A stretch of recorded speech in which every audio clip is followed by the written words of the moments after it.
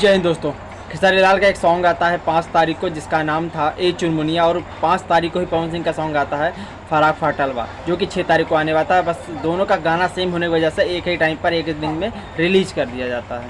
लेकिन होता क्या है कि खेसारी लाल का गाना पवन सिंह के गाने को पिछाड़ देता है। पवन सिंह का गाना 5.5 मिलियन है, खेसारी लाल का गाना 7.4 मिलियन है। मतलब उसमें लगभग आप समझ लो 2 मिलियन से ज़्यादा है, 2 मिलियन लगभग है ज़्यादा। इसमें कुछ लोग कह रहे हैं कि भैया बराबरी ना हो पाई, बराबरी ना हो पाई। यूट्यूब होता है कि किसी चीज़ को आगे भेज देता है, किसी चीज़ को नहीं भेज पाता है।